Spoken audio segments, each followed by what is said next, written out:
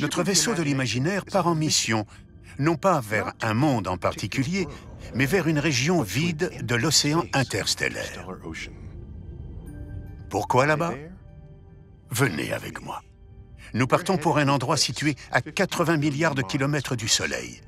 Ce que je vais vous montrer est le cadeau de milliers de générations de chercheurs. On étudie la lumière depuis des millénaires et la gravité depuis des siècles. Au cours de ses travaux, Einstein avait notamment compris que l'une pouvait affecter l'autre. La façon dont la gravité courbe la lumière permet de transformer n'importe quelle étoile, y compris la nôtre, en une sorte de lentille pour un télescope cosmique de 80 milliards de kilomètres de long. Nos télescopes spatiaux actuels les plus puissants voient les planètes d'autres soleils comme de minuscules points. Un télescope cosmique nous donnerait des images détaillées des montagnes, des océans, des glaciers et peut-être même des villes de ces planètes.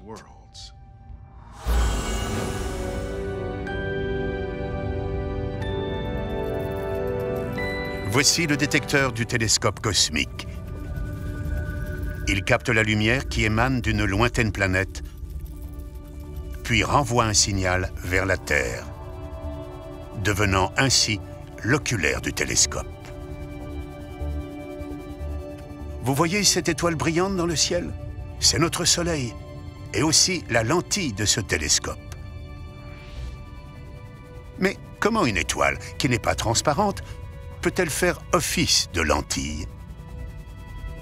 Quand les rayons lumineux d'une lointaine planète passent tout près du Soleil, la force gravitationnelle de celui-ci courbe légèrement ses rayons. L'endroit de l'espace où ils convergent s'appelle le foyer. C'est là que l'objet observé apparaît le plus nettement. Que peut-on voir dans un télescope de 80 milliards de kilomètres de long? Pratiquement tout ce qu'on veut. Le meilleur télescope de Galilée pouvait grossir 30 fois une image, c'est-à-dire qu'il voyait Jupiter, par exemple, 30 fois plus près.